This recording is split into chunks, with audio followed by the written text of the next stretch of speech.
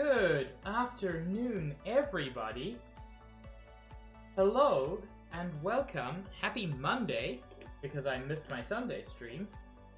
And welcome in Shadow Mage, Max, Nobu, Lime, Josh. Glad to see Josh vibing. Greg, Stitch, Summer, Cahill. Cahill, thank you for the 100 bits. It was unneeded, but much appreciated. But yeah, hello, welcome. We are going to be designing a Pokemon region today based on the continent of Africa. Now, some of you may have heard of Africa. Africa is in fact a continent, not a country, in spite of confusion some people have had.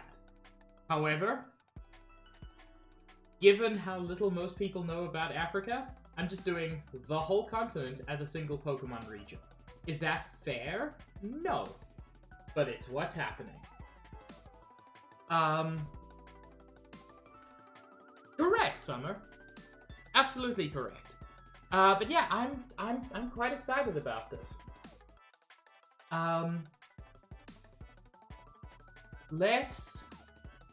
Let's kill the background music as much as I'm enjoying it, and get into what I have prepared for you today. Because yes, I have prepared for you today. I have prepared an entire presentation. I am excited for this. Yes, I designed that logo myself. Can you tell? Okay. Let's go.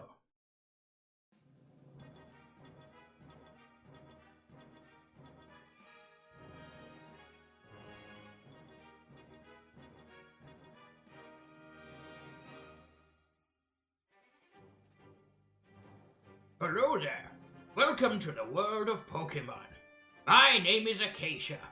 People call me the Pokemon Prof. This world is inhabited by creatures called Pokemon. For some people, Pokemon are pets. Others use them for fights. Myself, I study Pokemon as a profession. Well, in truth, I've been retired for a few years. However, I've come out of retirement for two reasons. The first reason is that my knowledge is needed. For the first time in years, we're detecting signs of a new Pokemon type. This is a good opportunity to learn something new about Pokemon. And as a Pokemon Prof, that's my duty. The second reason is more personal. Two kids from my hometown have both decided to pursue a Pokemon journey. One is the child of a close friend. They've been dreaming of this day for years. The other trainer is you.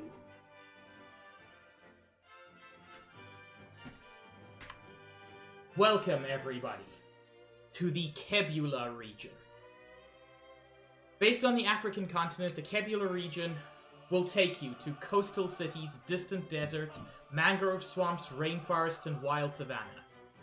But the Kebula region is not entirely at peace. Different region, Kale. The Kebula region is in fact the source of two warring factions. On one side, you find the Valencia Corporation, headed by Vincent Valencia. They strive for progress at any cost. On the other side, you have the Veni Collective, eco-fascists who fight for the welfare of Pokemon, they claim, at the expense of human lives. So, the Valencia Corporation are essentially led by a tech billionaire, much like Elon Musk. The Veni Collective are essentially the worst parts of Greenpeace combined with the worst parts of PETA. So what I'm getting at is, these are our two villain teams. And Yeah, Summer, if it makes you feel better, they're both bad. As I said, the Valencia Corporation is led by Vincent Valencia, who named the corporation after himself. The Veni Collective is led by essentially a self-declared shaman named Veni Multum. And boy oh boy, do you not want to enter his name into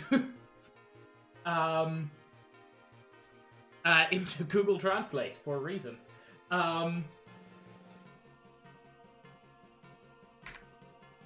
However, there are signs of a new type developed by the Valencia Corporation in collaboration with Silphco. The virtual type allows computer-based organisms to manifest in the real world. It's not fully understood what it means, but this is something that's very important to investigate. Now, the virtual type is something I've wanted in a game for a long time. And we can now have it. I also like the idea of collaboration between Valencia Corporation and Silphco, since we don't see a lot of inter-region interaction in Pokemon games. So I like this. Sage has brought a present for chat. It's the much-desired Piss type. For a little bit more detail, for those who are curious, on the virtual type, offensively, the virtual type is super effective against Fairy, Grass, and Psychic. It's not very effective against Ground, Fire, and Electric. The kind of justification behind those is that, you know, you ground electricity, you ground machines, and as a result, you're not going to get much effect out of that. Same thing with a virtual type attacking electricity. They're kind of similar. And fire is because when computers overheat, bad things happen to them.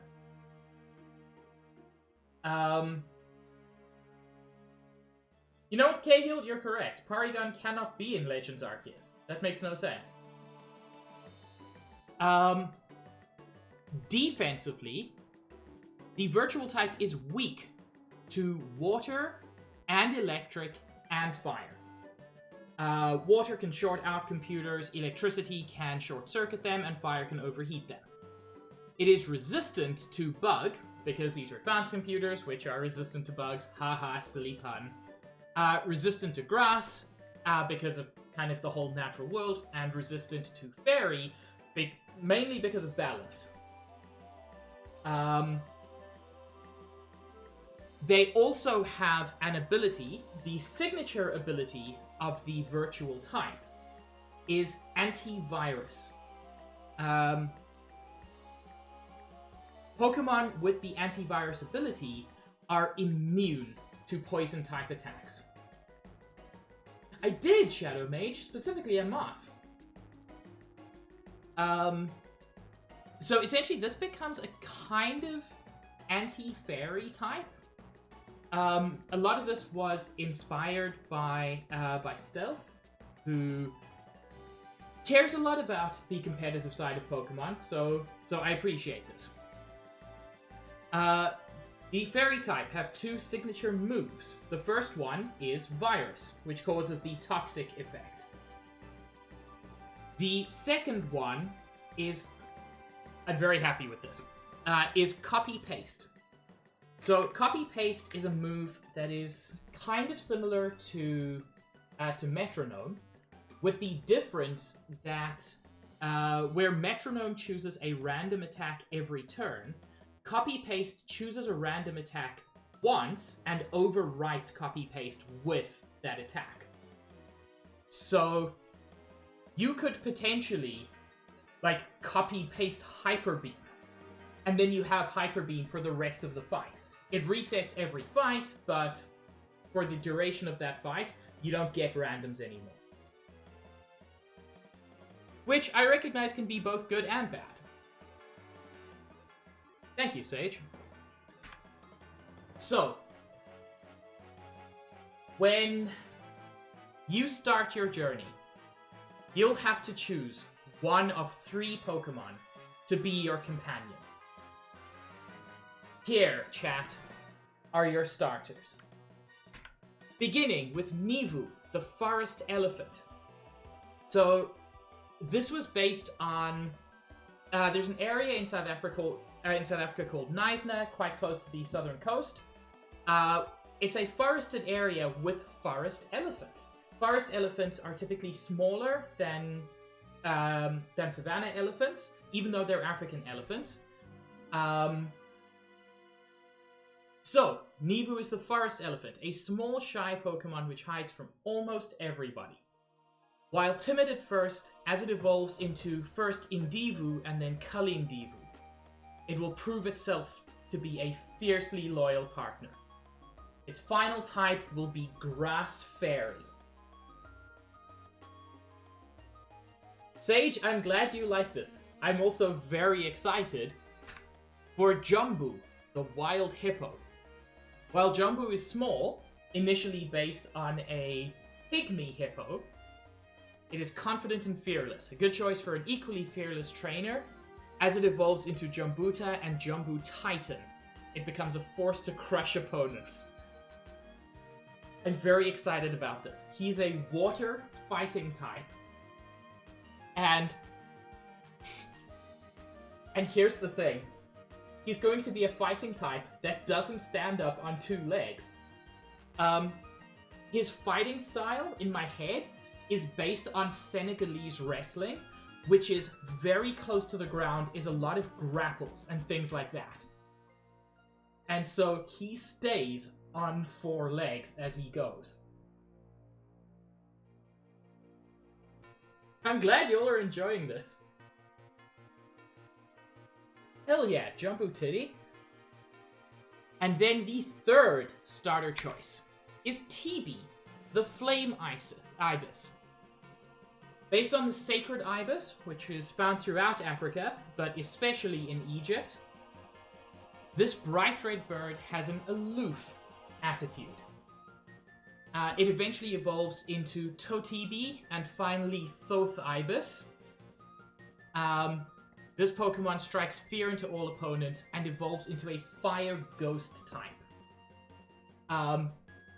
Based on the fact that that ibises were ritually mummified in Egypt for an extensive period, it becomes a Fire Ghost type. I'm glad everybody's having fun. Because I'm having fun. Well, Thoth would be kind of psychic because Thoth was kind of magical, but the ibis itself, in this case, becomes a ghost because it's mummified. God, Luca, I wish I could. I mean, do I? Do I make a Pokemon fan game? Do I make a Pokemon fan game? Maybe I will. Maybe I will at some point. So, some notable entries for the Pokédex. I'm not going to go in detail through every entry in the Pokédex for obvious reasons, but I do want to go through some notable ones. We start with Bit, the Pixel Pokemon.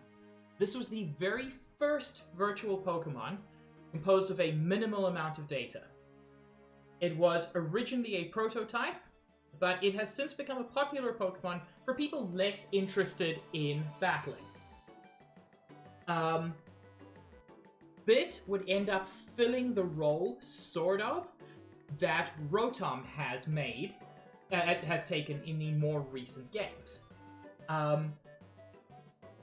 So Bit would be a Pokemon you could catch, but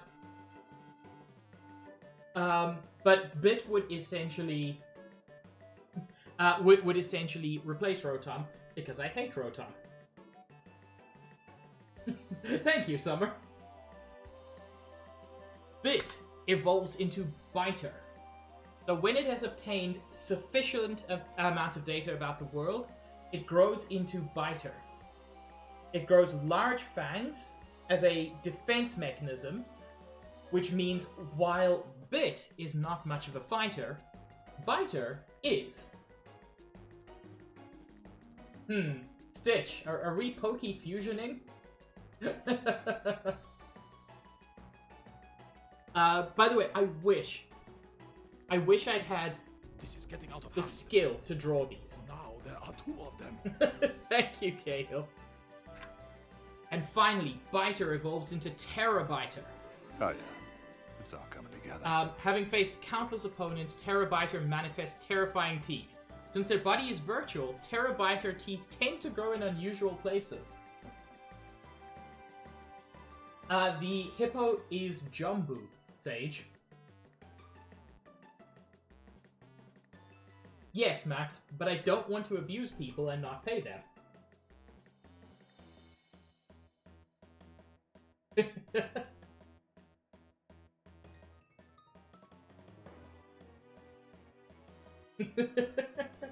I want to pay people for art, Max, is what I mean. Okay. So I will say this. After stream is finished... Ooh. How about a fan art contest? How about a fan art contest? Oh, chat, I'm not gonna vote in the poll because you can't make me choose between my children.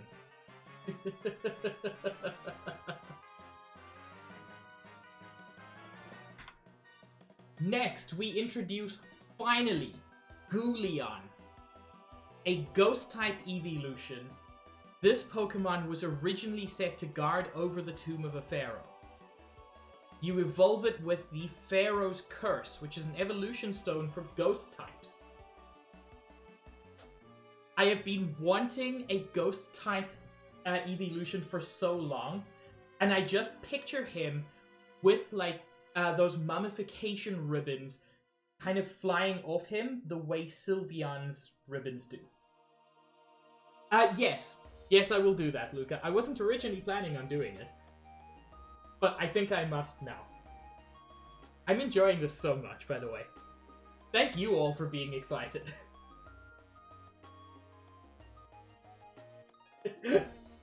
Yeah, I'll post this.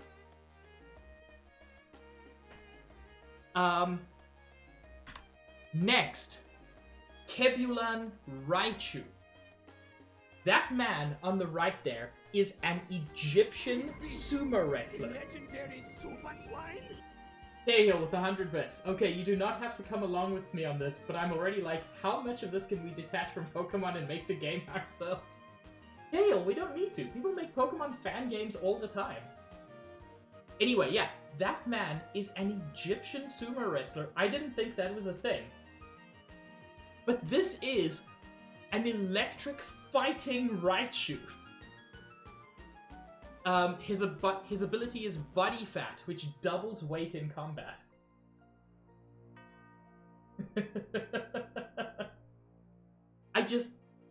I love the idea of Raichu embracing his big old fat body and just proving that it's not fat, that was all muscle all the time.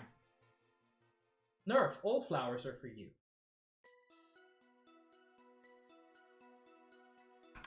Next, Kebulan Sudowoodo. So, growing up in South Africa, there are a bunch of cell phone towers disguised to look like palm trees. Sudowoodo is something that is not a tree that is disguised to look like a tree. It's literally the perfect fit. So Kebulan Sudowoodo is a steel electric type, which looks like a palm tree instead of its normal tree. Like, I love this idea. I'm very proud of this. I'm having much more fun than I expected. So yeah, And yeah, a steel electric Sudowoodo. That is meant... That's a copy-paste error. That's meant to say, Kebulan Lilligant, which is based on the blue water lily found along the Nile.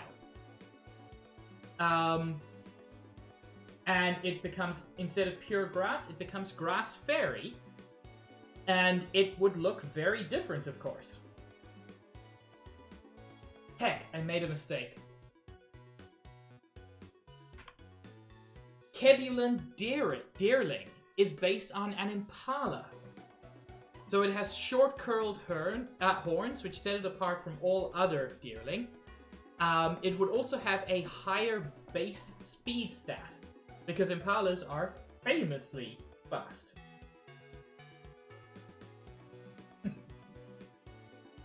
Now,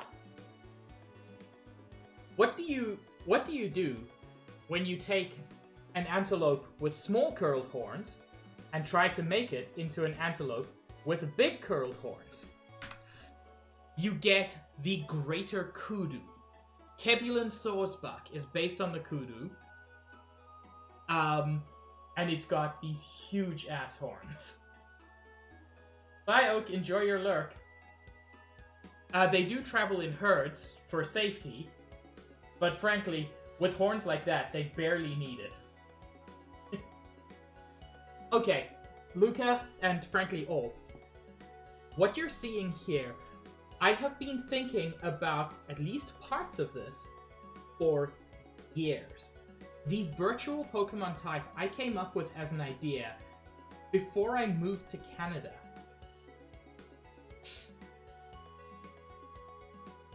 This is my jam. I'm so glad we got this. I'm so excited for this. This is my favorite idea. Kebulan Honedge. So, the Zulu army had short assegai spears. And so, instead of a sword, Kebulan Honedge is one of these short stabbing spears. Giving it higher special attack but lower special defense, because of course a spear can't really be used for defending. This isn't the part that's exciting to me. So, Kebulan Doublade is just two of these. Nothing super fancy there. But then Kebulan Aegis Slash includes the cowhide shield that Zulu warriors used. So it is an Aegis Slash with that spear and shield. I said regional Honedge, I meant Aegis Slash. And it makes sense that it would have a lower defense because a cowhide shield is not as strong as a steel shield, or whatever it is in Aegis Slash's case. But I like that. Now, this is a very personal one for me. Growing up in Johannesburg, you see these pylons all the time. Hello, Mauve. Also you. Now, when I was growing up as a kid, I always thought these looked like big old robot men. So, a steel electric Stonejourner, which is basically just an electric pylon. Yes, put the piss into Sage's mouth.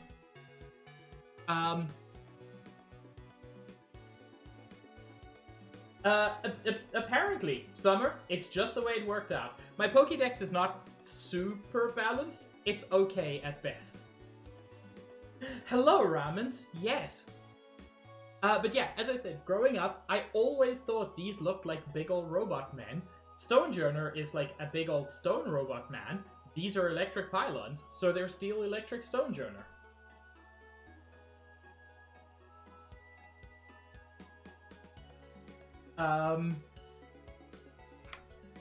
And then, Kebulan Rockruff and Lycanroc. Growing up, the African wild dog was one of my favorite animals. And looking at its coloring, it has to be a rock fairy dog. They're... Just look at them. Look at those big old round ears. God, they're adorable. So yeah, while Rockruff and Lycanroc are just rock types, add the fairy typing to them, and you get this distinguished gentleman. And then there has to be horror in every Pokemon game. So we introduce Ticklelush, based on the legends of the Tukulush in South Africa. So, the Tukulush is basically... it's basically just an awful little gremlin demon thing. I did not, Stitch. I refuse. So when I was growing up, the certain groups of people will believe in the Tukulush. It's very common among Zulu and Xhosa people, especially an older generation. And the Tukulush will kill you or hurt you if you don't elevate your bed. So people would put their beds on bricks or on paint cans to elevate them. And so Ticklelush is an attempt to make him slightly cuter. But he is a gremlin-like Pokemon that hunts at night, searching for anybody foolish enough to sleep on the ground. He is a ghost poison type who breathes out carbon monoxide as a deadly poison. So you'll notice his black eyes. That's because their eyes are gouged out. They're made from like actual Tukalushes are, or at least in the legend, are made by a witch doctor from a corpse. But it's like a shrunken, shriveled corpse, which is why they're small. Their eyes are gouged out, and a hole is drilled into their head so that they cannot think, they can only follow instructions.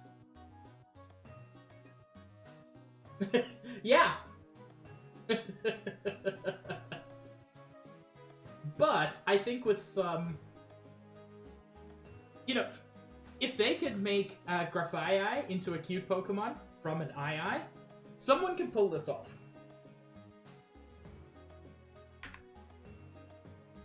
However, the Kebulan region is facing a crisis of extinction. Several Pokemon are facing extinction, or in the past, have gone extinct.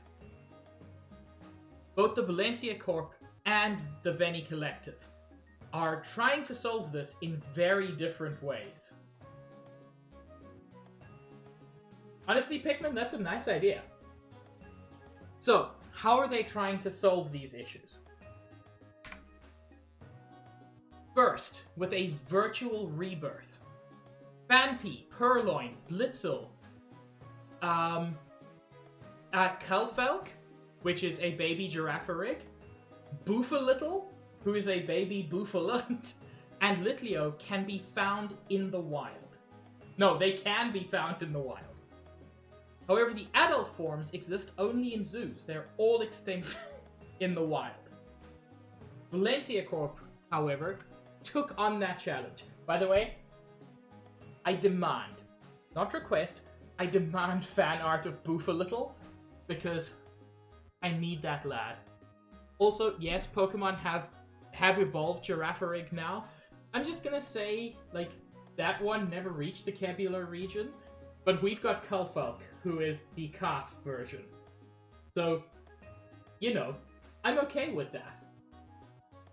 It would eventually be a 3-stage Pokemon, but not in Kebula. In Kebula, it's still only 2-stage.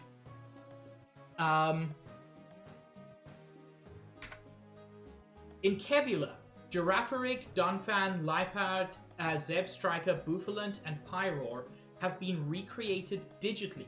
They can be obtained with an upgrade disc evolving a baby form. However, there are rumors that they're doing even more. So, if you get one of the baby Pokemon, you can evolve it into a dual type where its second type is virtual. So you could get a virtual Zebstrika, or a virtual Pyroar, or, you know, a psychic virtual Girafarig. As with any evolution stone, there are limited numbers of upgrade discs in the world, so it would be pretty much impossible for any one person, without trading, to get all of these, but nevertheless, they exist. However, that's not the only way that people in this region have been fighting extinction. There are also ancient rituals to bring the dead back to life, and the Veni Collective have been pursuing those. They've been able to revive several ancient Pokemon. And while that's the beginning of their exploration, it certainly isn't the end of their exploration. They have managed to revive 3 Pokemon that are long extinct. Mbembe, the rock-water lake serpent, is based on an African cryptid called Mokule Mbembe, which is essentially it's like a Loch Ness monster, but in Africa. Dratic, the rock grass sauropod, is based on I believe it's called Adratic, which is a Stegosaurus. We haven't had a Stegosaurus Pokemon. And finally, a Bricto. I cannot remember this dude's full name, but is a rock-fire apex predator. It's worth noting, a Bricto probably was never an apex predator, but he's the red dinosaur and therefore is fire type. Also, yes, we need a Stegosaurus Pokemon. How has it been 400 generations and we still don't have it? Yes, pet Oswald and have good away, Cahill. That's 100% accurate, Stitch. Thank you.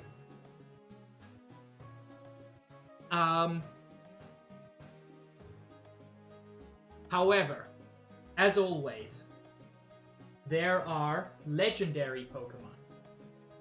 Both Valencia Corporation and the Veni Collective are seeking to resurrect ancient mythical Pokemon to take advantage of their power. But some Pokemon are too powerful, or even if you spell it correctly, too T-O-O powerful. Can you tell I wrote this while quite tired? Some Pokemon are too powerful to be harnessed by either technology or tradition. It isn't, Stitch. I'm actually very pleased with the legendary Pokemon.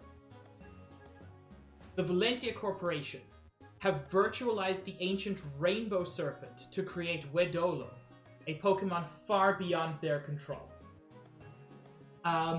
Based on the Vodun Serpent Idowedo, who was a Rainbow Serpent and one of the first, essentially, deities, this is a virtual dragon type. And it is one of the legendaries you will potentially be able to obtain. Idowedo was a bit of a trickster, but he was also one of the main messengers of the gods. And so in the Kebula region, he was one of the ancient Pokemon who has been resurrected through virtualizing. But just because you virtualize it doesn't mean you control it. However, the Veni Collective have instead tried to resurrect the very first tree in an attempt to go back to a time before humanity. The idea of a first tree is present in a lot of African mythology. And so they resurrect the first tree, but because of their ritual, it falls into a destructive rage. And it is a grass dragon. And that picture, for me, is so cool.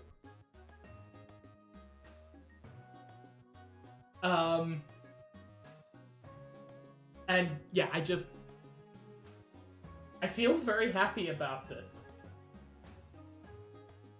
I will upload this one to my VOD channel Pretty soon, Max, don't worry. I'll just make sure to fix some typos and things.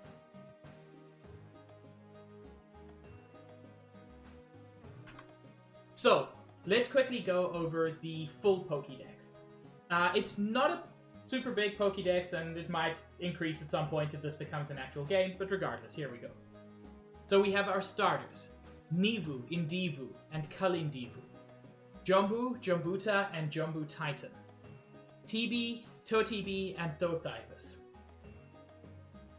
Caterpie, Metapod, and Butterfree, because growing up there were a million of these guys all over.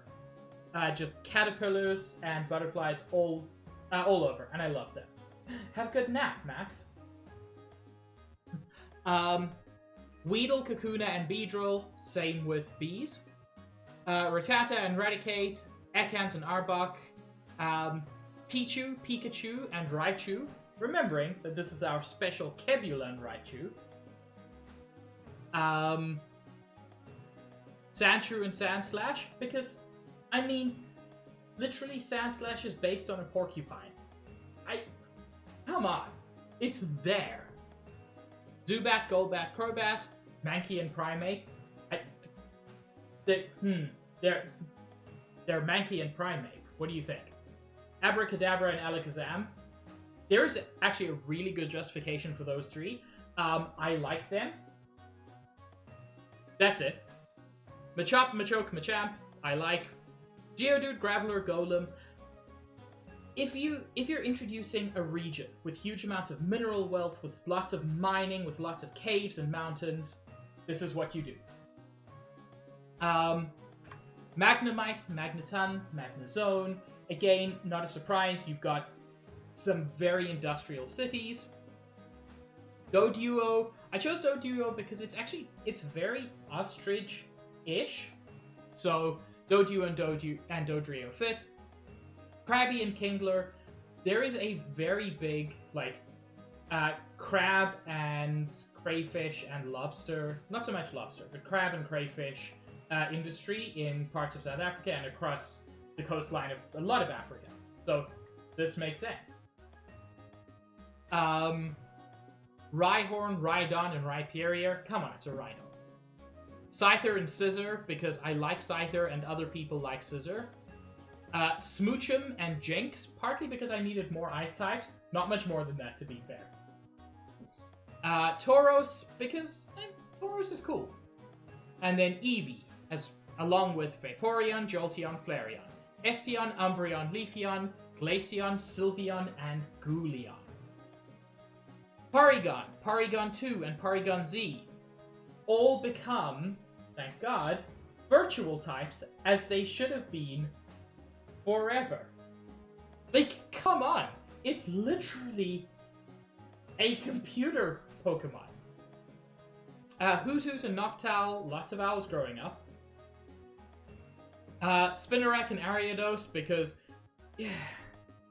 God, growing up, South Africa has so many spiders. It was a very difficult place to live as an arachnophobe. Because, baboon spiders are awful. That's a good point, Sage. I could potentially add them.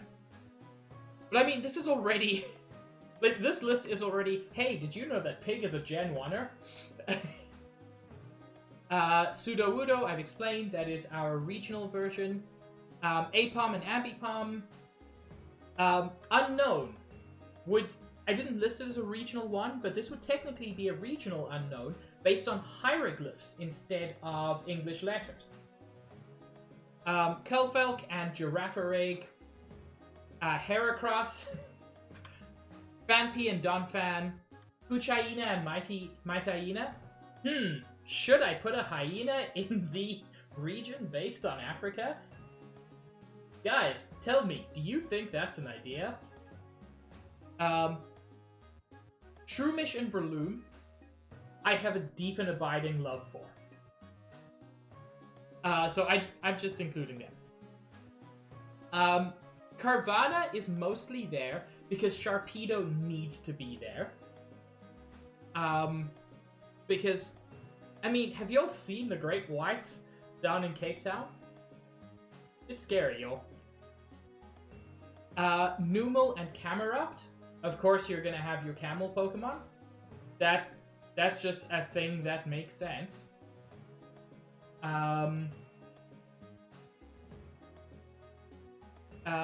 Sorry, my brain broke there. Seviper, Corfish, Crawdaunt. I've already mentioned that there's a lot of crayfish fishing. Yeah, Sage, I think that is what started it, unfortunately. I haven't Pikmin, but I think I will add that to the list.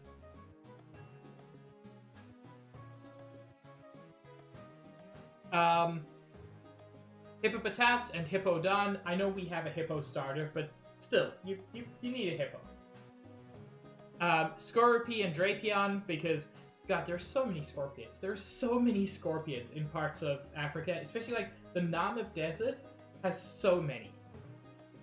Okay. Now, Nosepass. Nosepass is a Pokemon that I, personally, hate. Nosepass is an awful design. However, this is purely personal. There was a lovely like hike near where I used to live, and there was a waterfall, and there were these lovely rocks on the side. And one of the rocks looked exactly like a big rock face. So Nosepass has to be there because it's a big rock face, and that rock face even had a giant nose. And if you've got Nosepass, you have to have Probopass. Purloin and Kebulan, Liepard, Pansage, Simisage, Pansear, Simisear, Panpour, Simipour. Don't like them, but they're monkeys and they help with elemental balance. Piedove, Tranquil, and Unpheasant are all there purely for Unpheasant. There's so many there's so many pheasants and guinea fowl in like huge parts of southern Africa that you have to have Unpheasant. Blitzel and Kebulan Zebstriker. Also very important. Timber, Girder, and Conkeldurr. Everywhere in South Africa, or at least in Johannesburg, there is always construction happening. I may think Conkeldurr is God's mistake among Pokemon, but regardless, you need it. Sowaddle, Swadloon, and Leavanny, I've always liked their designs. It's not more than that. Petalil and our regional Lilligant based on the Blue Lily.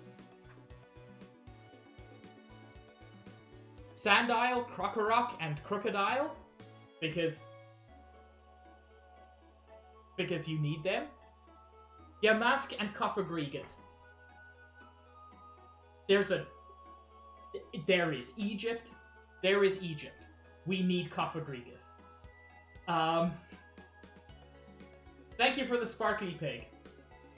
And Sage, thank you for the comments.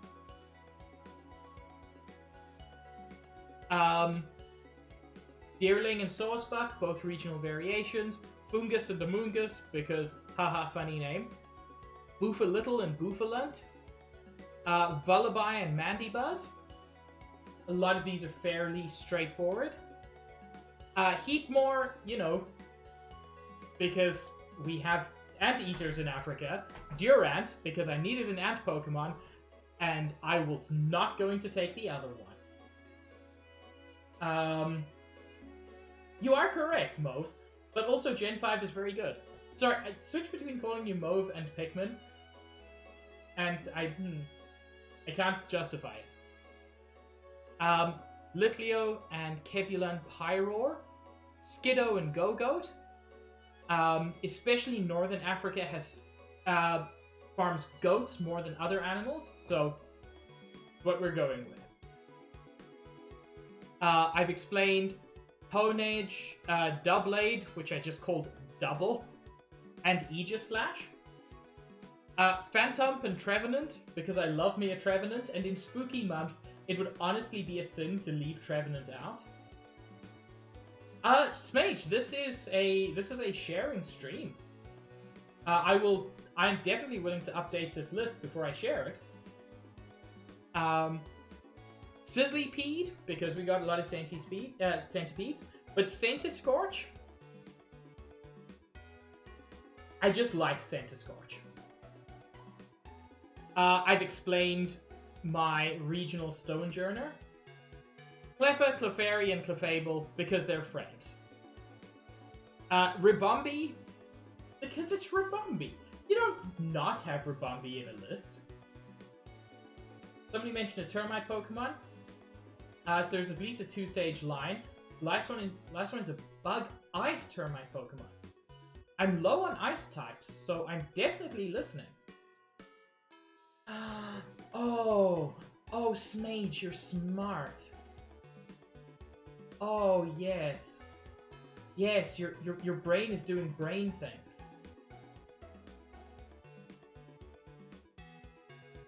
Rockruff and Lycanroc are regional varieties. Oranguru and Passimian, they fit in an African region. Technically, Oranguru is based on an orangutan, which is an Asian ape, but we're gonna go with it.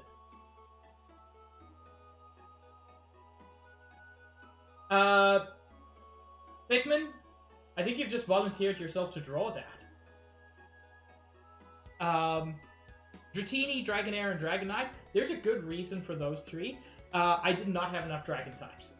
That is the beginning and the end of that reason.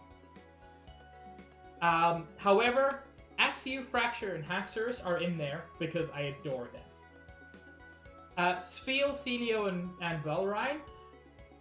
So, much like we had Sharpedo, because of the sharks in Cape Town, well, there's a place called Seal Island. I think we can justify some seals. Cryogonal, because Snowflake Boy is friend. And Goomy, Sliggoo, and Goodra, because I always liked following slugs when I was a kid. Relicanth has to be there, because literally the Coelacanth was discovered off the coast of South Africa.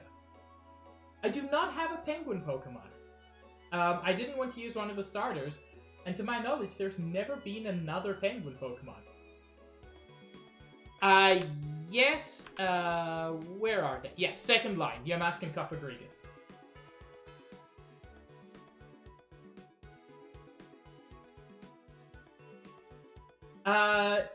South Africa very rarely gets below 0 Celsius.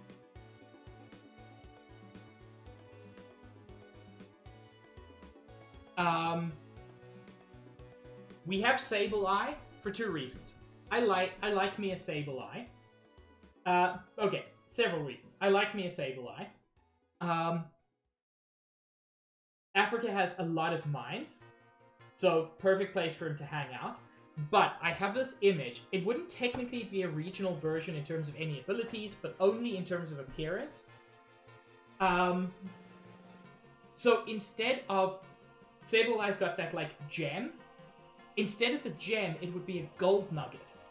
Because Johannesburg and the area around there has so many gold mines.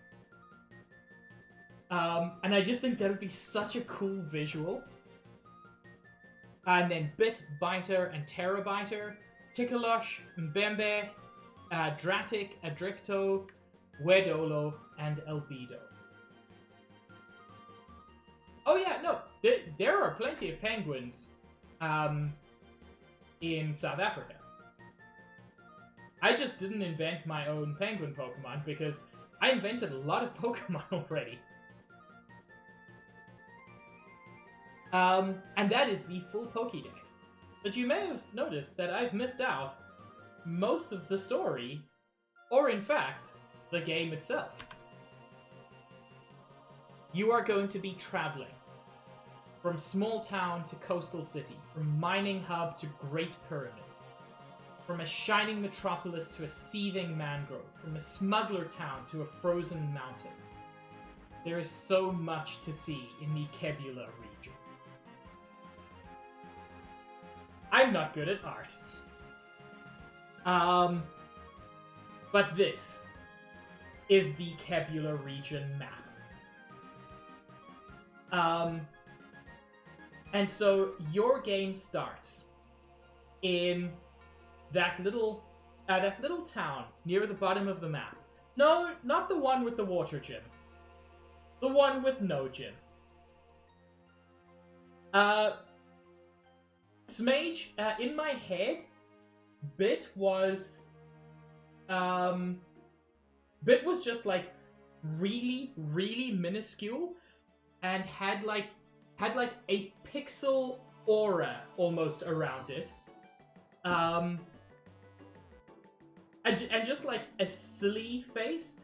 And I kind of imagine a little bit like Spinder, every bit would have a randomly generated face. I know with Spinder it's not the face, it's the pattern, but same idea.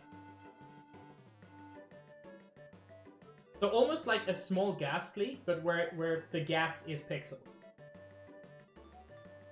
I'm not seeing any dropped frames, Sage. So yes. I have not named any of these because I'm bad at that. You start in your small town. And it is your 14th birthday. And you are called to the offices of Professor Acacia. And when you arrive, you find that Professor Acacia's godchild, Jay, is also there. And it's also shortly after their 14th birthday. Jay is apparently in the grand tradition of fan games, NB. And Jay is going to be a little bit, you can tell I'm a Gen 1er still, is going to be a little bit more Gary than Modern Rivals. Jay is not really your friend. You grew up together in the same town, you know each other.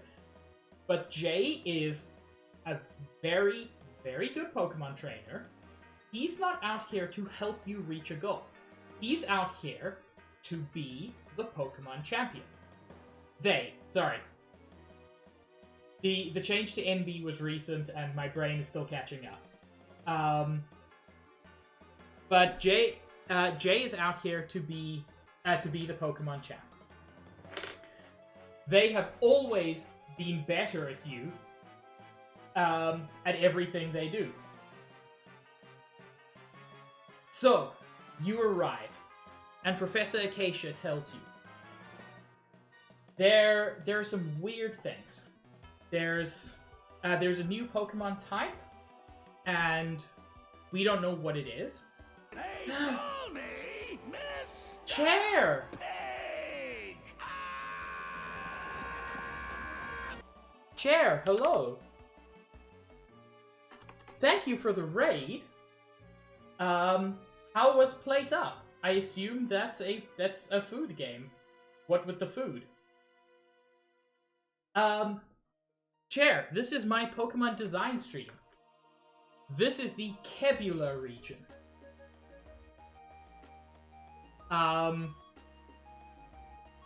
This VOD will be out soon because apparently everybody wants to draw fan art. Also, Saladie's Nuts is an amazing name, and Chair, I will be having either salad or D's nuts. I'll let you choose. Make it the chef's choice. But yeah, how did you enjoy it?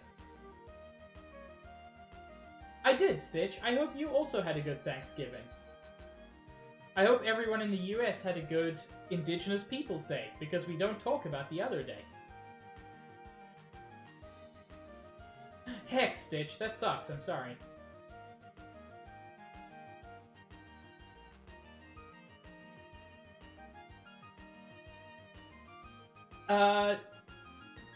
That is something I'll have to think of, Pikmin. That's a very good question that I haven't thought of. Oh, Chair? So, to give you a brief idea of what you've missed, we're on slide 43 of 44. You've missed all of this.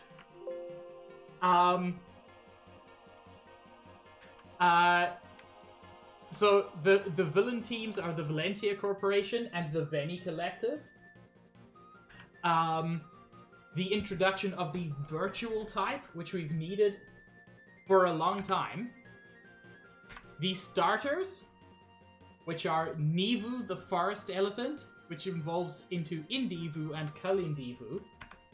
Jumbu the Wild Hippo, who evolves into Jumbuta and Jumbu Titan. And Tibi the Flame Ibis, who evolves into Totibi and Thoth Ibis, and becomes a fire ghost. Smage, I'm very excited for how excited you are. Also, Regional Raichu, who is electric fighting because he's a sumo wrestler. I mean, come on. Regional Honedge, which is based on an Assegai spear. Regional Aegislash, which is based on the Assegai and Cowhide shield. Regional Stonejourner, which is based on electric pylons. And Regional Rockruff and Lycanroc, which is a rock fairy based on these friends. Oh my god. Luca, I need you to draw that immediately. Oh, and also this friend. Because every Pokemon game needs to introduce more horror. You need at least one Pokédex entry which is just, why is this in a child's game?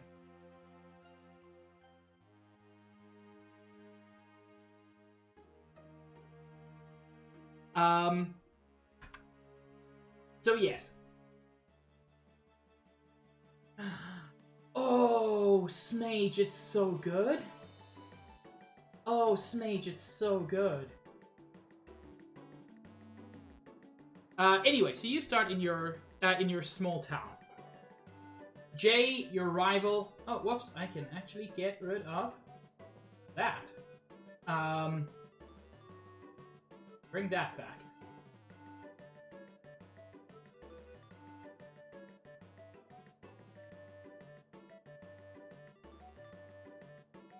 Oh no, Sage. Please post that in my Discord. I may need to look at that.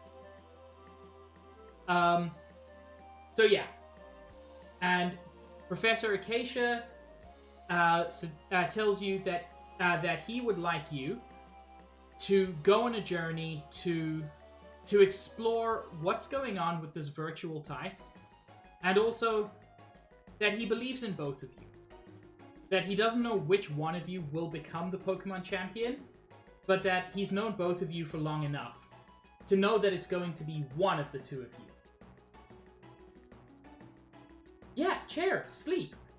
I'll still probably be alive tomorrow, so you can ask questions then.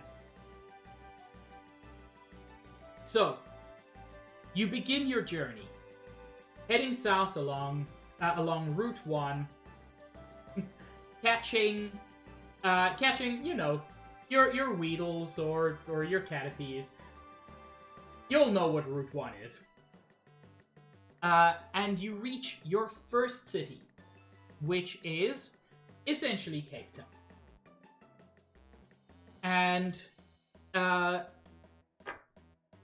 And that is going to be the location, unsurprisingly, of our first gym, a water gym. And much like Gary, Jay gets to the gym before you, and Jay beats the gym before you.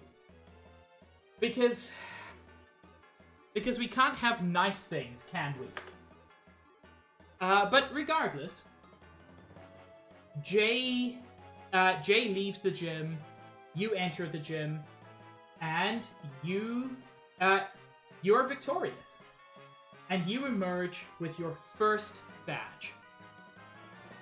And then it is suggested by the gym leader that you head north to the Gold City, or whatever it's going to be called, which is the location of the grass-type gym, and is also roughly Johannesburg. I mean, y'all can see this whole thing is compressed. This is not the actual scale of Africa, and one cannot walk from Cape Town to Johannesburg in any amount of time. But regardless, you make your way up to the next city, which is much larger. It is a little bit like, I can't remember the name of it, but the New York equivalent in black and white. It's a very large city like that, based on the fact that Johannesburg is one of the biggest cities in Africa. The reason it is a grass-type gym is that by at least some measures, Johannesburg is regarded as the largest artificial forest in the world. Because there are just so many trees in all of the suburbs. And so, I like the idea of having a grass-type gym. Anyway, you make your way to the gym, and as you're about to enter, doors burst open, Jay walks out, showing off their shiny new grass badge. And you're about to go in when the gym is attacked. The gym is attacked by... Oh no, Sage. We'll definitely change the name if I make this into a fan game. Which, you know, sounds more and more like that's what everybody else wants, and I kind of want it, so might happen. Yeah, so just as you're about to enter the gym is attacked. And it's attacked by people who are shouting slogans about the importance of Pokemon welfare and Pokemon freedom. They're discount Team Plasma. Yeah, Pikmin. Here's the thing. No individual part of Africa would ever be successful enough to be a region on its own. And so I've sort of homogenized certain parts of it. It's not the best way to go, but it is the way that I think works best for an idea of this being an actual game.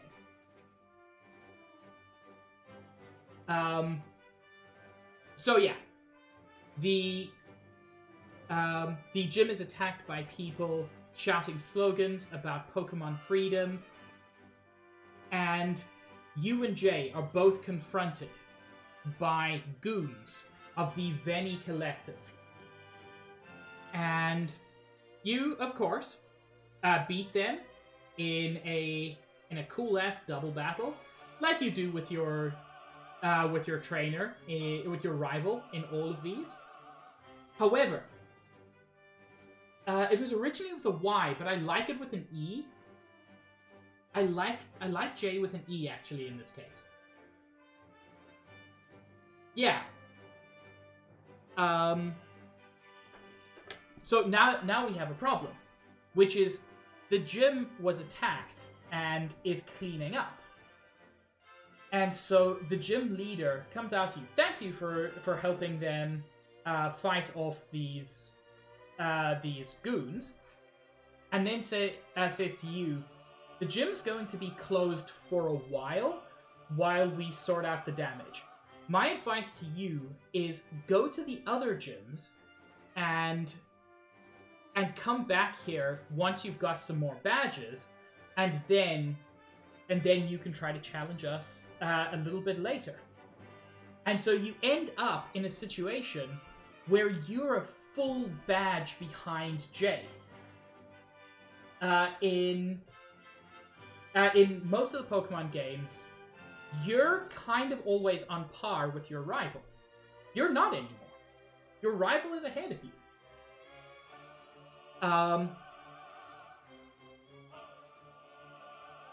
Thank you, Sage. Thank you for reminding me of that. Anyway. Now, on the map, you see three different paths you can take. Directly to the north is Victory Road, which leads to Mount Victory. Mount Victory is roughly equivalent to Mount Kilimanjaro. Mount Kilimanjaro is far further to the east, but, you know, you gotta do what you gotta do. I wanted the mountain in the middle of the map. And to the northwest is the path to the northwest is a train line, and unfortunately the Veni Collective has also attacked the train line. So the train lines are down. Without enough badges, you can't go to Victory Road, so your only real option is to head northeast towards what is essentially Nairobi.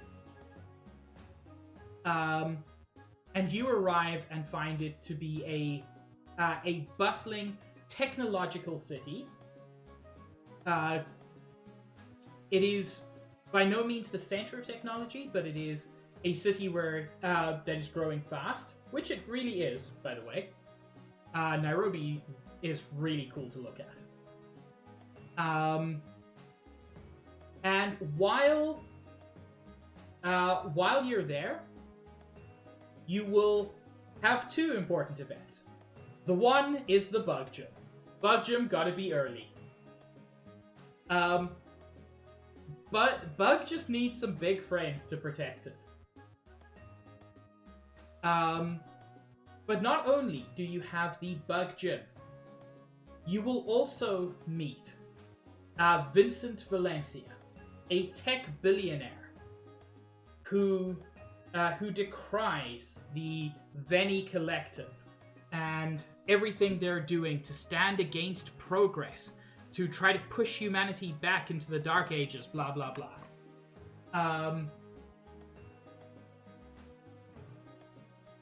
I kind of like that idea, Pikmin. In fact, I very much like that idea. Perhaps one day.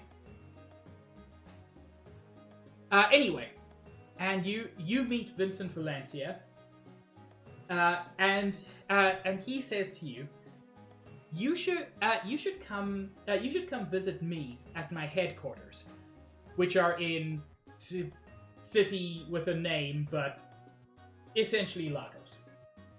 And he says you should really come visit me there.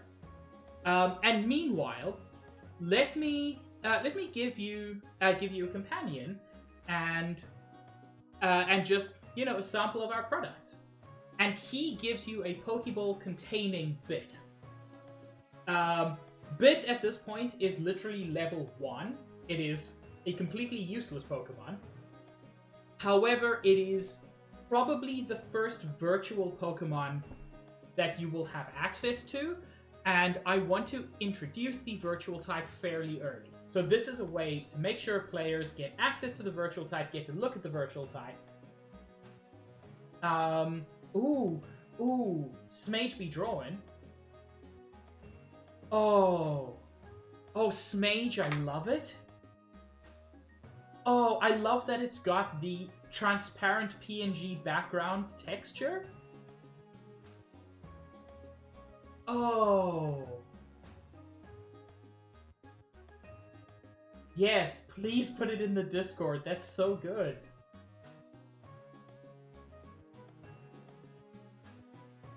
So yes, now you have a virtual Pokemon. It's also a transistor? Is that what that face is? Oh, that's so good. I'm loving that, Smage. Thank you. So yes, having now having 2 badges, while Jay pulls further ahead of you,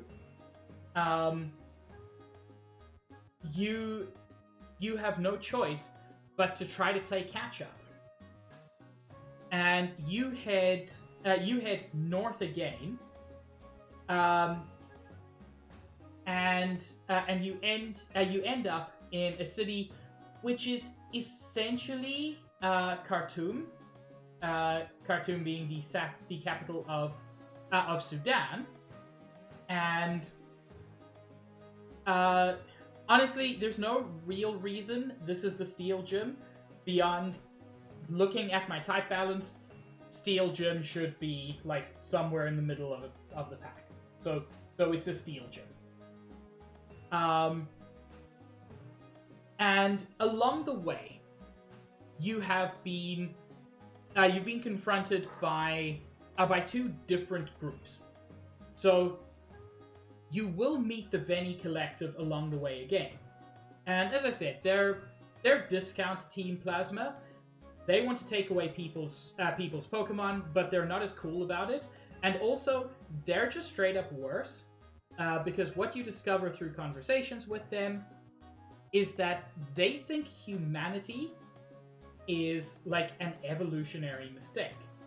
That humans shouldn't exist. Which ain't great. But you also meet Valencia fanboys. Valencia fanboys are mostly out here trying to show the superiority of Valencia Corporation goods. And so they tend to use a lot of virtual Pokemon, understandably, and anytime you win, it's just a fluke, and Vincent Valencia will prove you wrong. So yeah, they're your Elon Musk fanboys. I'm not even pretending they're not. And after you have got your Steel badge, you go west to what is essentially the city of Kano, which is a city in northern Nigeria. It's frankly, given the locations, it's like it can't really be Kano. It would be somewhere else. But Kano is the biggest city roughly in this area. So you gotta do what you gotta do. And bye, Arse Frogs. Have a fun one. And this is the location of no gym, but several of the Pokemon staples. This is where you will find your Safari Zone. This is where you will find your Game Corner. Again, this is going to be a city with just a lot of stuff going on. This is also the regional headquarters of the Silph Company. Now, the Silph Company doesn't play a major role here, but there will be a few little cameos. The guy from Silph Co. who gives you your what Pokemon is it? The water Pokemon thing in Red and Blue. You'll know the thing I'm talking about. Wait, does he give you that, or does he give you a Master Ball? I forget. Anyway, Silph Co. guy is there. Yes, Peekaboo. Thank you, Stitch. That's exactly what I meant. He's there, having a meeting with who other than Vincent Valencia. However, this meeting is interrupted by the head of the Veni Collective, Veni Melton. For anybody who's wondering about the name, it is Veni Melton. Boy, oh boy, I hope nobody puts that into Google Translate. What a disaster it would be if somebody put that name into Google Translate. Anyway, from here, you can visit any of the next 4 gyms in any order, and the game will balance how many Pokemon they have, the Pokemon levels, etc. for you. Correct, Smage. That's literally his name. Because I am a child.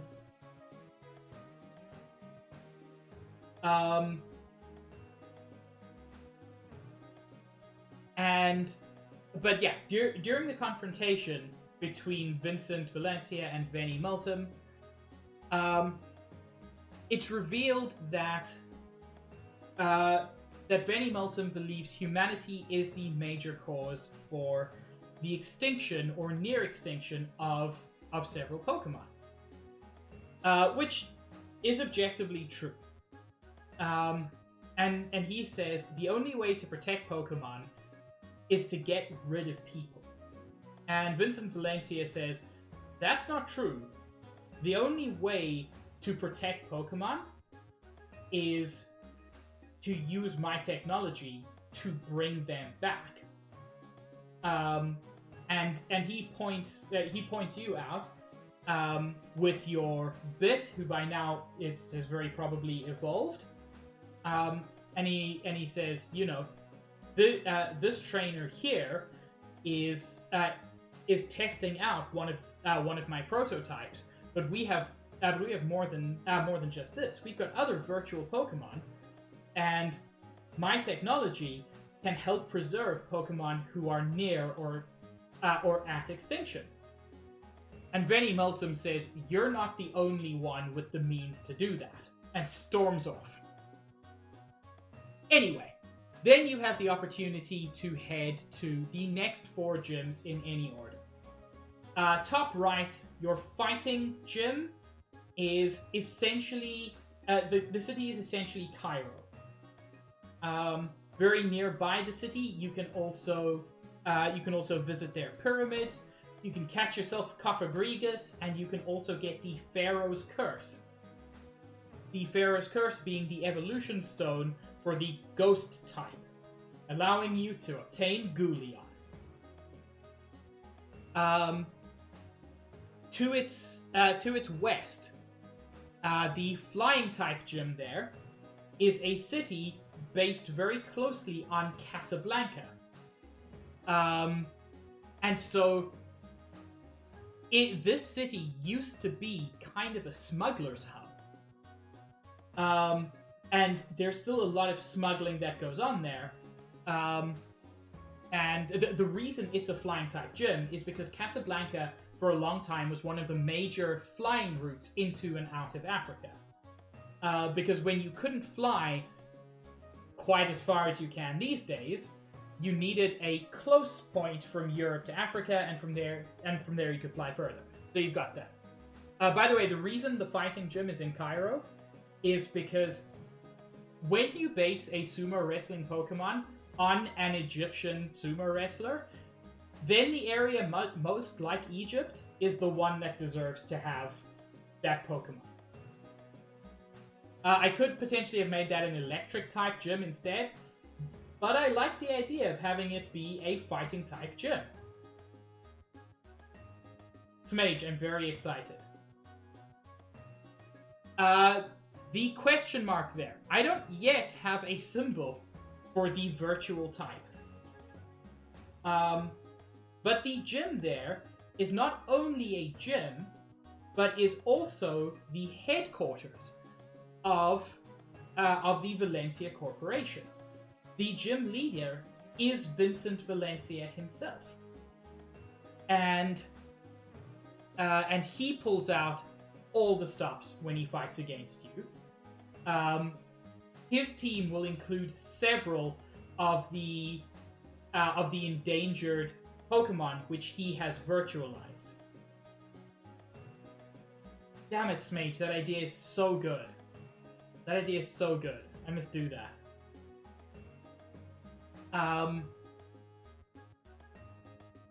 That's perfect.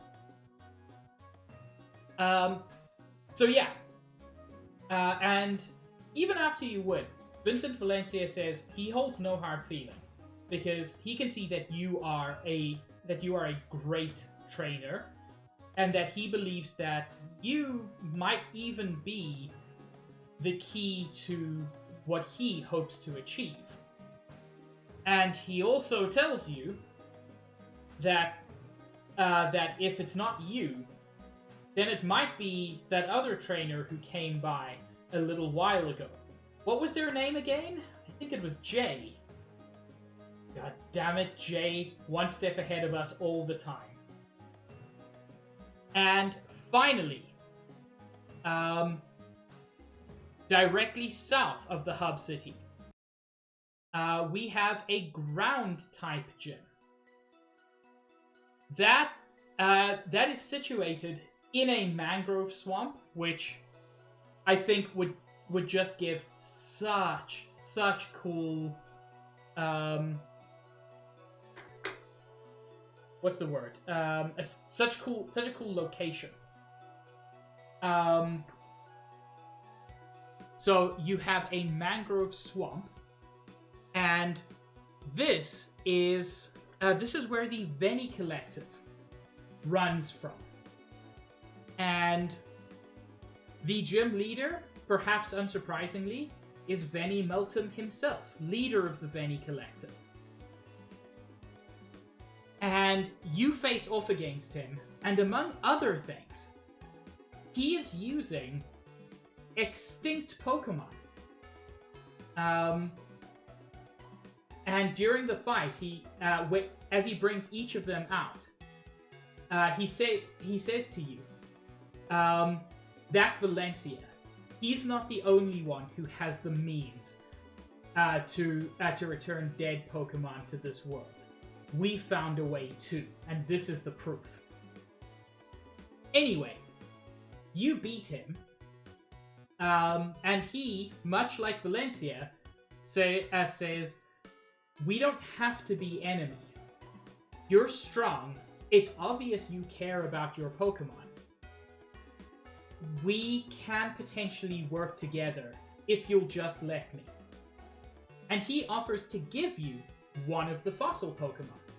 That's how you obtain your fossil Pokemon. You don't obtain the fossil itself and then Vague Scientist Man brings it back to life.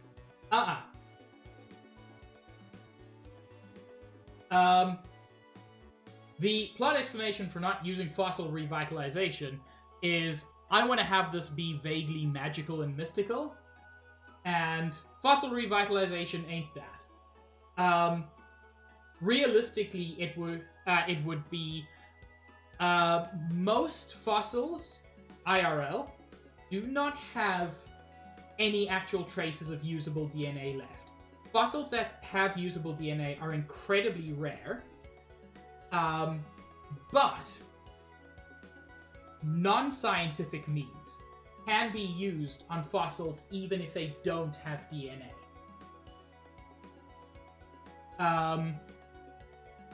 And so, even though these Pokemon can't be brought back using the scientific means used in other places, he's brought them back. Also, anybody who doesn't take Stegosaurus friend is just wrong. So, you know, they're fools. And he also tells you at this point that he met and fought your friend Jay. Thank you for the deuce, Nikki. He met and fought your friend Jay. And if you're not willing to listen to him, maybe Jay will. I love you too, Nikki. We'll snuggle. At this point, the train line has been restored. And you can take the train back to Johannesburg, like city. And, you know, it can be like one of these battle train things. It'll be opt-in, but there will be opportunity to fight a bunch of people.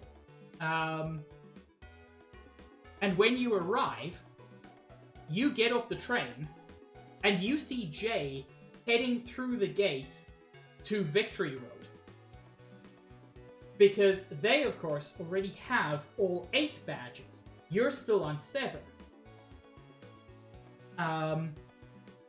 So you're still playing catch up.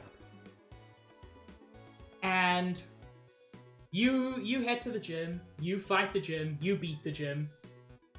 You go up Victory Road, you show all 8 of your badges, and you meet the Elite Four. And as always, you battle your way through the Elite Four, and you get to the top, and much like Gary, Jay has beaten you there. But when you arrive, Jay is waiting for you, and they say, "I didn't take this year's Pokemon Trophy because my journey isn't complete until I can beat the very best trainers there are. And the gym leaders, they're good trainers." Yui!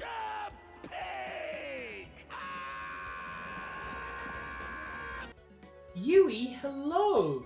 Thank you for the raid! What were you doing, Yui? Also, everybody, if you're not, please follow Yui. Yui's one of the good ones. What is Alyssa?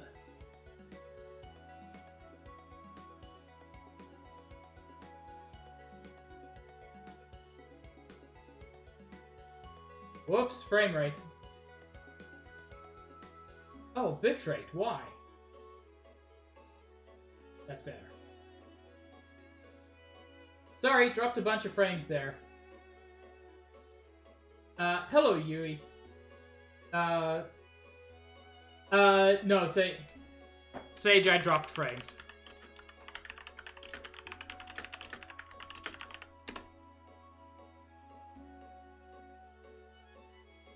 No, you're here, Yui. I see you. I hear you. Yui, hello? Are you there?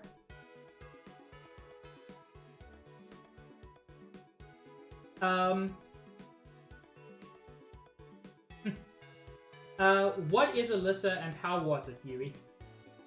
Anyway, so yeah. You get to the top of Mount Victory. You've beaten the Elite Five. And your rival turns to you and they say, I haven't touched the Pokemon Trophy for this year. Because I'm only worthy of this if I'm the best Pokemon trainer. That means I have to beat every other brilliant trainer. The gym leaders are great, and I beat them all. The Elite Four are great, and I beat them all. But you are the best trainer I know, and I haven't beaten you yet. And so, you enter your battle with Jay. And I like the idea of, instead of doing the Gary thing, where Gary is champion for exactly 4 minutes and 13 seconds, Jay doesn't want that. Jay doesn't want to be champion if they can't be champion the right way. And so, you fight Jay. Of course you win, because, that's how it goes. And when you win, Jay is frustrated, but Jay concedes. And Jay says, I will face you again. This isn't over. Don't think that just because you won once, I concede that you're the better trainer forever. I just concede that you were the better trainer on the day. He heals up your Pokemon, and as you reach for the Pokemon Cup, the ground starts to rumble. There is a crack. The wall cracks open. The ground begins to crack open, and you can see a glow from within. Because Mount Victory, much like Mount Kilimanjaro, is an extinct volcano. But just as the Veni Collective was able to bring extinct Pokemon back, the Veni Collective have managed to bring the extinct Volcano back. And with its power, Veni Multum resurrects the incredibly powerful Albedo, the first tree, a grass dragon type Pokemon, who they want to use to destroy humanity. At the same time, there is the sound of thunder, the sky grows dark, and from above you, you hear the flapping of great wings, and a rainbow light fills the chamber. And from above descends Wedolo, the resurrected rainbow serpent, resurrected through virtual means by Vincent Valencia.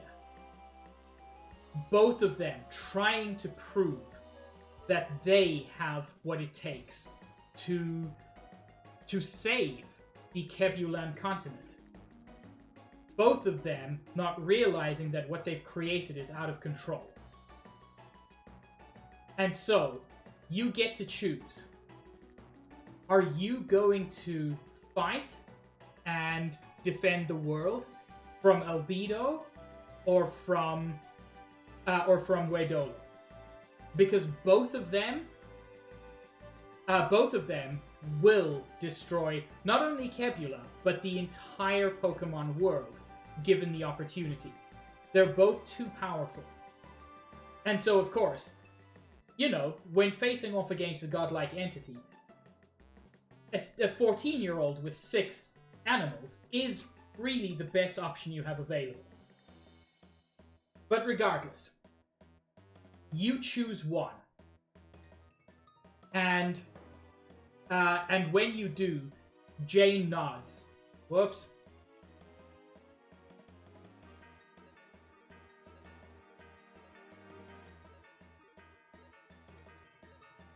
Oh, frames.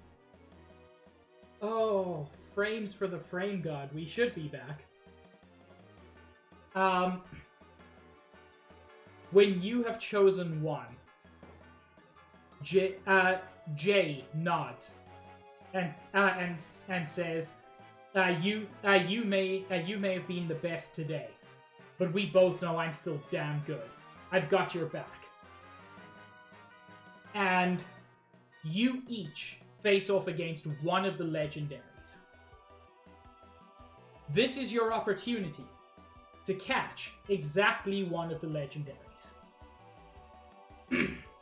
And when you do, there's like hopefully an actually vaguely animated cutscene. I know Pokemon doesn't do that, but I can dream. Stealth, thank you for the rainbow pig. And when you either defeat or capture whichever legendary you have chosen to pursue, the camera zooms out. You and Jay are standing back to back against these two titanic dragons as lava boils beneath you. A storm roils above you. And at the exact same moment, you both throw a Pokeball, capturing your legendaries. And with that, Jay reaches over, picks up the fallen Pokemon cup from the ground, hands it to you, and they say, "This is yours. You proved that twice today." And with that, the game ends. But there is post-game. And during the post-game, you will be confronted by Jay several times, using ever higher level teams. But what are we missing? After all, these Pokemon games don't yet have names.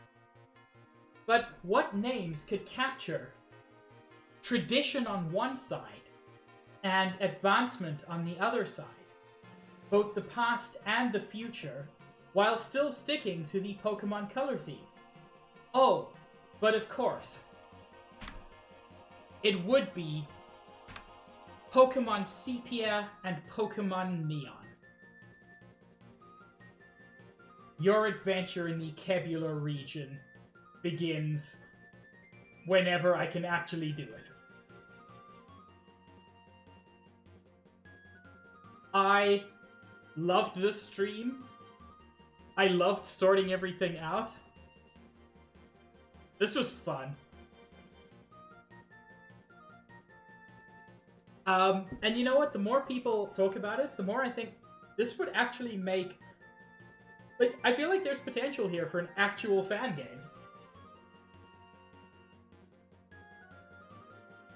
Thank you, Ramens. I had a lot of fun.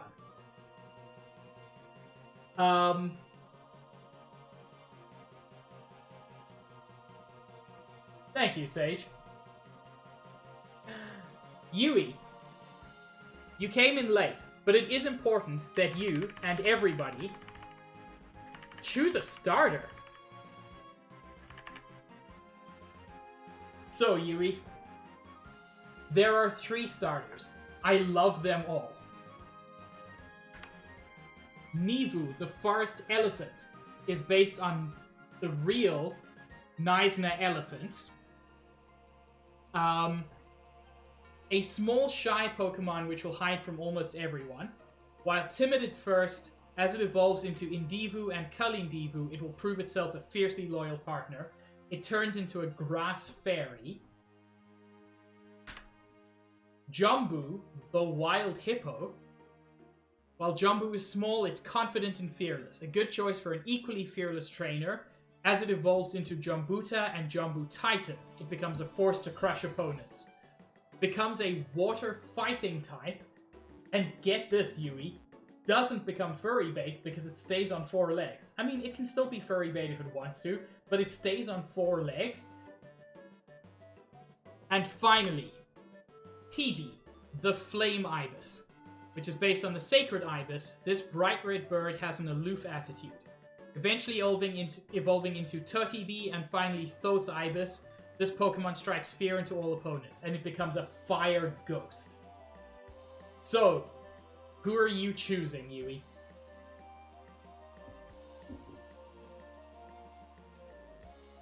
Not Thought Ibis. Yeah.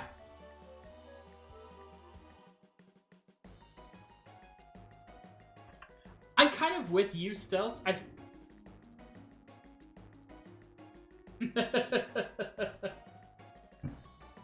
Okay. This is a good sign for me that people are split on it. I like them all equally. But yeah, that...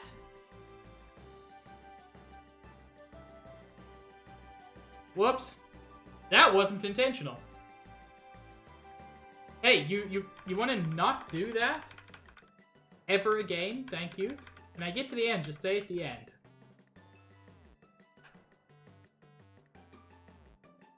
That is Pokemon Sepia and Pokemon Neon. I mean, Mivu is very special.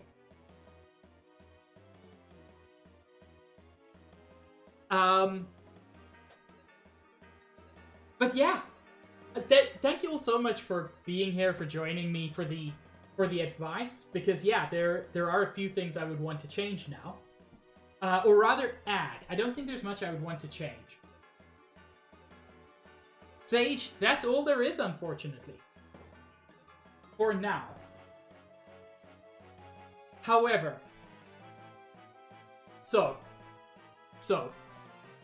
if it's fine, Stealth. There'll be a VOD. Plus, Stealth, you're the reason half of this exists. You're the reason the virtual type is even vaguely workable.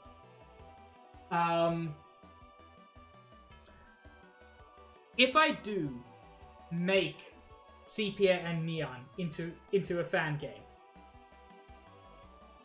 I'm going to have to stream my own game, right? I'm going to have to do this. Because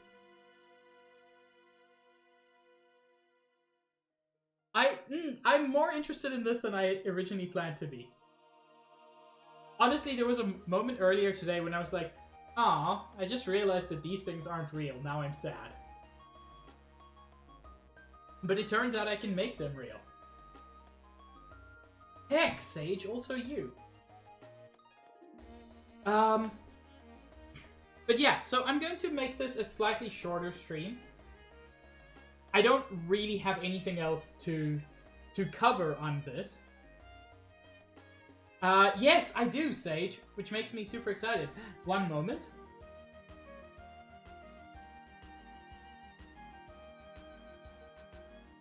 I really appreciate everyone offering to pull together, because honestly, I think this could be fun. Ooh. Oh. Oh, I love him.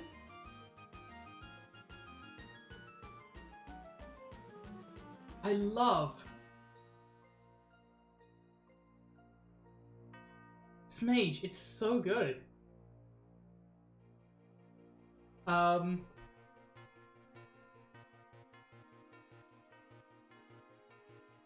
So yeah, I'm excited to see what could potentially be done with this. But for today, for this stream, we're done. So let's take a look at who is live and potentially raidable. God damn it, Smage, that's so clever.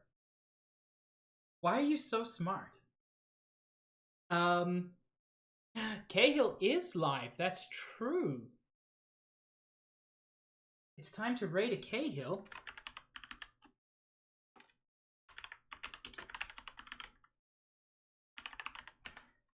I adored this stream. It's not exclamation mark, it's /raid. Heck.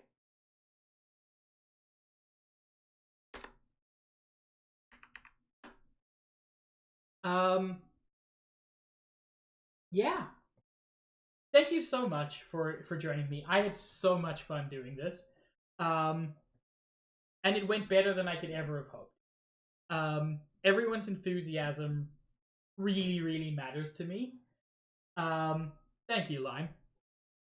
And yeah, it was so much fun for me to just sit here and talk about stuff that's been in my brain for a while, and to get it out there, and to have other people go, "This is cool. Can I do this?"